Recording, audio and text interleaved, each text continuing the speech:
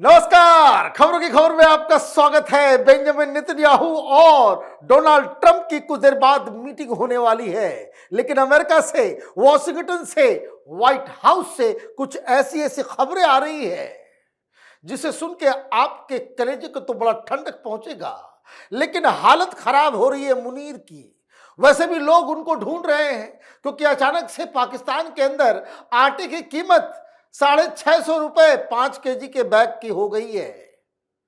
मतलब आप ये समझिए कि 130 रुपए केजी पाकिस्तान में अब आटा बिक रहा है। जनता वैसे ही नाराज है, लेकिन ये जो चकमा दे रहा था कि डोनाल्ड ट्रंप बहुत मदद करने वाले हैं, बहुत सारी चीजें होने वाली है, उस पे एक बहुत बड़ा तमाचा लगा है मुनीर के चेहरे के ऊपर।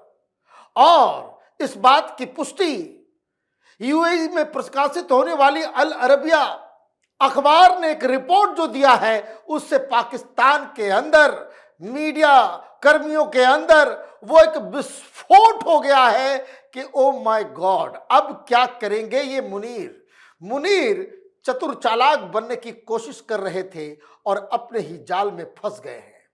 और तो और जो लंच करके आए थे उस दौरान एक बहुत बड़ा वादा डोनाल्ड ट्रंप ने किया था मुनीर को कि वो हाई स्पीड रेल इंजन उन्हें देंगे, कि तुम्हारे रेलवे जो है बहुत बेकार हो गए हैं।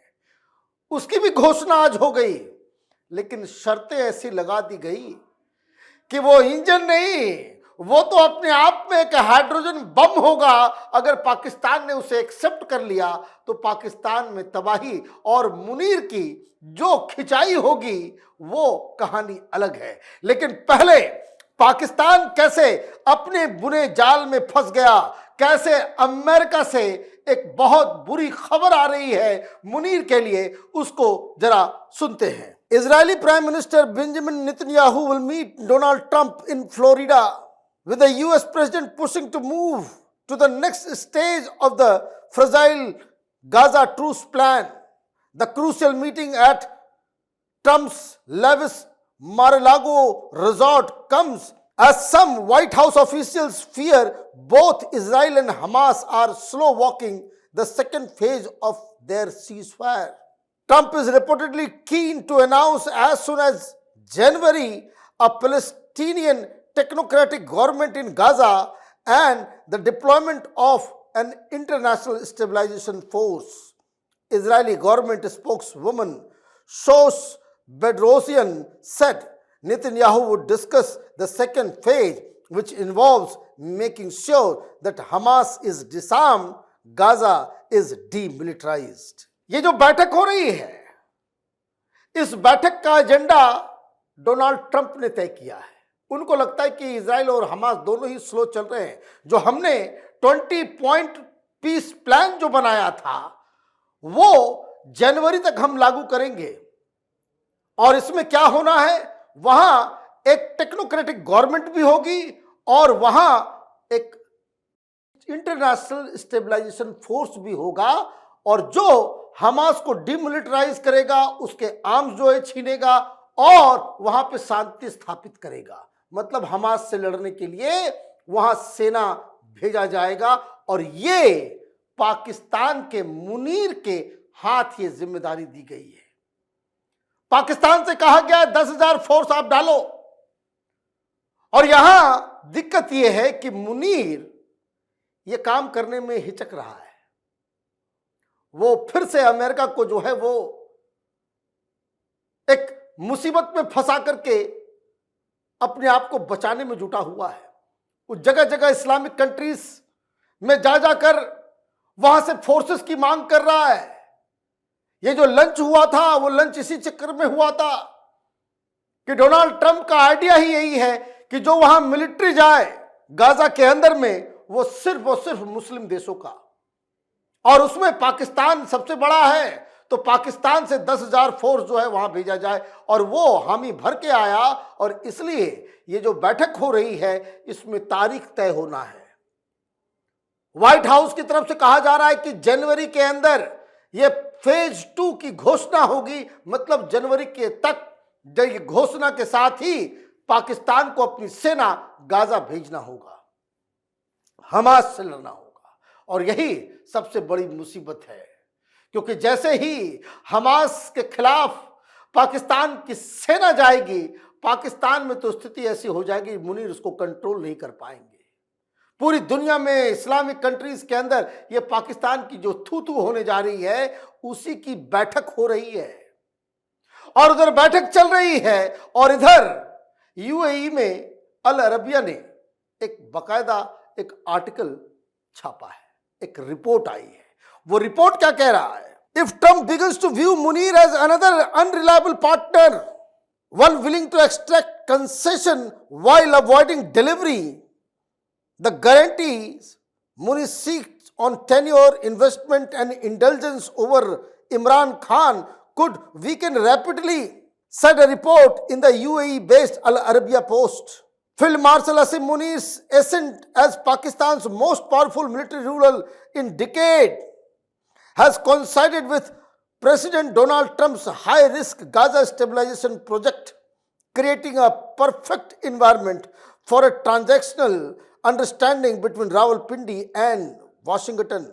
Munir delivers Pakistani boots for Trump's proposed international stabilization force in Gaza, while the US delivers economic lifelines, political cover, and indulgence of his domestic crackdown, especially against Imran Khan and the Pakistan Tehreek-e-Insaf, it detailed. अब ये कह रहा है ये report कि पाकिस्तानियों की आदत है वो दिल डुल करने का, ये वादा कर देते हैं फिर पीछे हट जाते हैं, कोई न कोई बहाना बन के। ये जो 30 मार खा बनने की जो आदत है पाकिस्तानियों की, ये रिपोर्ट कहता है कि अगर इस बार ट्रंप को ये लग गया कि अनरिलायबल व्यक्ति है, मतलब कि ये वादा कर देता है और वादा करने के बाद जब उसको डिलीवर करने का समय आता है तो ये और भी नेगोशिएशंस करने लगता है, और भी चीजें एक्सट्रैक्ट करने की कोशिश करता है, तब तो ये मामला खराब हो जाएगा। अल अरबिया की इस पोस्ट के मुताबिक कि जो लंच लिया था, ये इसलिए उसे लंच पे बुलाया गया था क्योंकि ये डोनाल्ड ट्रंप का प्लान था कि मुस्लिम देशों से हम बनाएंगे, और इसने कहा कि हम डिलीवर करेंगे लेकिन हमें शक्ति चाहिए। आपकी हर बात को हम करवा सकते हैं, आपके हर डील को हम पूरा कर सकते हैं, लेकिन मुझे सत्ता चाहिए, पावर चाहिए। डोनाल्ड ट्रंप ने कहा तथास्तु। और यही वजह है, अभी हाल में ही, इनफैक्ट कल की बात है, जब किसी साउथ एशिया के सेक्रेटरी को वो बाकायदा प्राइज दे रहे थे तो शहबाज शरीफ का नाम ही कहना भूल गए, वो मुनीर मुनीर ही निकल रहा था उनके मुंह से। तो कहने का मतलब ये है कि इस रिपोर्ट के मुताबिक ये जो पाकिस्तान और डोनाल्ड ट्रंप के बीच अभी जो दोस्ती दिख रही है वो प्योर ट्रांजैक्शनल है। अगर ये डिलीवर नहीं किया, अगर पाकिस्तान के मिलिट्री को वहां नहीं भेजा, तो डोनाल्ड ट्रंप से खराब आदमी कोई नहीं होने वाला है। और ये रिपोर्ट आने के ठीक 4-5 घंटे के बाद एक और खबर आ गई। खबर यह आई कि डोनाल्ड ट्रंप ने रेलवे हाई स्पीड इंजन्स देने का वादा किया था उसी लंच के दौरान, तो ये तो पूरा हो जाना चाहिए। लेकिन खबर में ट्विस्ट है, शर्तें रख दी, ऐसी शर्तें रख दी कि जिसके बाद तो पाकिस्तान में चीन जो उपद्रव करने जा रहा है, जिस तरह से चीन इसको टाइट करने जा रहा है, उन शर्तों को आप जरा देखिए। US President Trump has announced a deal to provide advanced locomotive engines for Pakistan's deteriorating rail network. The offer was made during Army Chief Asim Munir's visit to the US in October. However, along with these gifts, US President Donald Trump has also imposed 3 conditions on Pakistan. First, to expedite the licensing of Elon Musk's company Starlink and to provide high-speed internet access to remote areas of Pakistan. अब जो है सारा internet का licence दो अब उनको। मतलब American के पास ये सारा इंटरनेट का जो है सिस्टम जो है अमेरिकन के पास आ जाएगा। जासूसी करना और सारी चीजें जो है वो आसान हो जाएगी। फिर पाकिस्तान मानेगा? पाकिस्तान तो ये नहीं करेगा कि उसकी सारी गतिविधियां वो पाकिस्तान के पास चली जाएगी, वो अमेरिका के पास चली जाएगी, एलन मस्क की कंपनी के पास सारी जानकारियां आ जाएंगी। और वो कह रहा है कि भाई ये सब काम बड़ा फास्ट करो। दूसरी शर्त उसने और लगा दी, Trump second condition is to ease business operations by removing the 5% digital service tax on American companies such as Amazon, Google and Netflix. The third condition demands an increase in US's share in the mining of rare earth minerals in Balochistan. The US would also be granted greater right to sell these minerals. आगे धंधे पे अब Donald Trump ने कहा कि भाई ठीक है, रेयर अर्थ मटेरियल के बारे में हमने जो है बाकायदा बातचीत तो कर ली, लेकिन अब जो हमारा शेयर है उसको और बढ़ाना है, और भी ज्यादा। दूसरा शर्त तो अपने समझ ही लिया कि भाई जितने अमेरिकन कंपनीज है उसका 5% टैक्स कम करो, स्पेशल ट्रीटमेंट चाहिए अमेरिकन कंपनीज को। और दूसरा कि ये हमें और भी ज्यादा अधिकार और भी शेयर चाहिए बलूचिस्तान के अंदर जो रेयर अर्थ मटेरियल है उसमें। अभी जो है उसको कौन एक्सट्रैक्ट कर रहा है? वो चीन कर रहा है।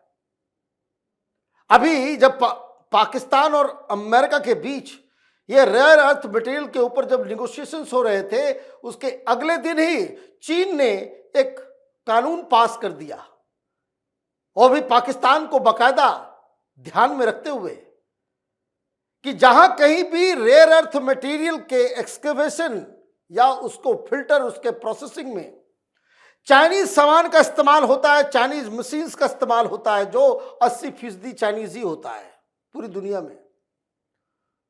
वो बिना चीन के पूछे हुए आप वहां कोई एक्सट्रैक्ट नहीं कर सकते, उसको प्रोसेस नहीं कर सकते, उसको बेच नहीं सकते।